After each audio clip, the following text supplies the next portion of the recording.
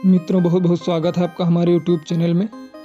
इस वीडियो में आधार biometric issue या बायोमेट्रिक मिक्स के बारे में विधिवत जानेंगे। कुछ लोगों का आधार बायोमेट्रिक इशू में कई बार रिजेक्ट होता है, जिसका एक सामान्य कारण ये है कि उस व्यक्ति की बायोमेट्रिक क्वालिटी अच्छी नहीं होती या फिंगरप्रिंट 10-15% ही आते हैं। ऐसे में इनरोलमेंट करते समय फिंगरप्रिंट 4 बार लेकर भी बनाए जाते हैं और आधार बन भी जाते हैं, लेकिन ऐसा बहुत कम मामला होता है जिसमें इस तरह के केस में बायोमेट्रिक में रिजेक्ट होते हैं। दूसरा कारण थोड़ा टिपिकल होता है। इसमें 2 व्यक्तियों की बायोमेट्रिक एक ही इनरोलमेंट में गलती से या अनजाने में कैप्चर हो जाती है। तो ऐसे में जब आधार बन जाता है तो उस बने हुए आधार में 2 व्यक्तियों की बायोमेट्रिक सेव रहती है। मतलब ये कि एक व्यक्ति की मान लीजिए राइट हैंड की 4 फिंगर कैप्चर हो जाती हैं और लेफ्ट हैंड की 4 फिंगर कैप्चर करते समय किसी दूसरे व्यक्ति की लेफ्ट हैंड की 4 फिंगर कैप्चर हो जाती हैं, या आइरिस किसी दूसरे व्यक्ति की कैप्चर हो जाती है, तो आधार तो बन जाता है, लेकिन जिसका आधार पहले बनता है सिर्फ उसी का आधार बनता है। बाकी जिसका भी गलती से दूसरे व्यक्ति के एनरोलमेंट में कोई बायोमेट्रिक उसकी कैप्चर हुई, उस दूसरे व्यक्ति का आधार नहीं बनेगा। उसका आधार बायोमेट्रिक इशू या मैनुअल डुप्लीकेट में रिजेक्ट हो जाएगा। बायोमेट्रिक इशू में रिजेक्ट हुए आधार का यदि कहीं से आधार नंबर मिलता है और उस पर बायोमेट्रिक अपडेट करवाया जाता है तो बायोमेट्रिक अपडेट नहीं हो सकता, क्योंकि बायोमेट्रिक में पहले से कुछ बायोमेट्रिक किसी दूसरे व्यक्ति की कैप्चर है और कुछ बायोमेट्रिक किसी दूसरे की। तो ऐसे में जब तक बायोमेट्रिक मैच नहीं करेगा तब तक बायोमेट्रिक अपडेट ही नहीं होगा। बायोमेट्रिक इशू वाली प्रॉब्लम में अधिकतर फ़ोटो किसी दूसरे की और नाम पता किसी दूसरे का आता है।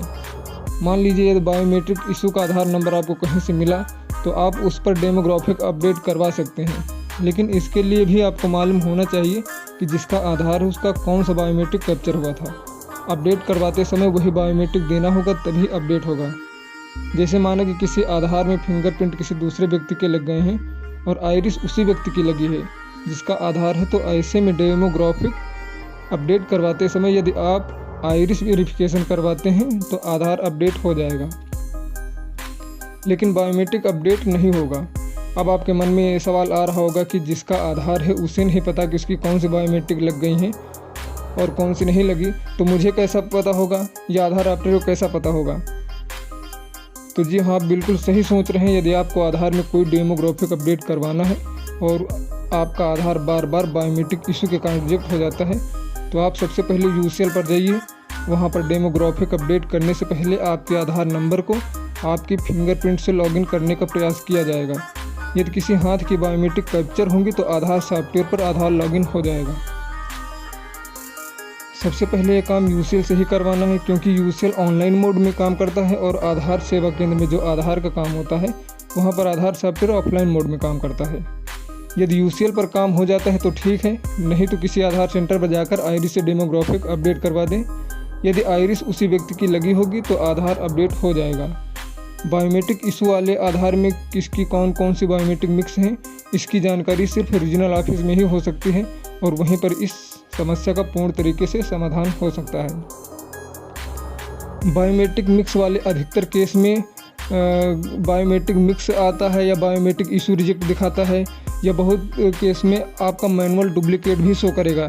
लेकिन मैनुअल डुप्लीकेट शो तो करता है, लेकिन उसका डिटेल्स शो नहीं करता पोर्टल पर, तो वो बायोमेट्रिक मिक्स का केस होता है। ऐसे जितने केस हैं ये सब रीजनल ऑफिस में ही इनका सोल्यूशन हो सकता है। रीजनल ऑफिस की डिटेल्स UIDAI की वेबसाइट पर उपलब्ध है, वहाँ से आप रीजनल ऑफिस का पता प्राप्त कर सकते हैं, या फिर वीडियो के डिस्क्रिप्शन में मैंने एक लिंक दिया हुआ है, जाकर उस वीडियो को आप देख सकते हैं। तो मित्रों, आशा करता हूँ कि ये वीडियो आपके लिए काफ़ी हेल्पफुल रहा होगा। अगर ये वीडियो अच्छा लगा है तो इसको लाइक कीजिए, अपने दोस्तों में शेयर कीजिए, और ये चैनल पर नए हैं तो इसको सब्सक्राइब अवश्य कर लीजिए। मिलते हैं किसी नेक्स्ट वीडियो में, तब तक के लिए धन्यवाद। जय हिंद, जय भारत।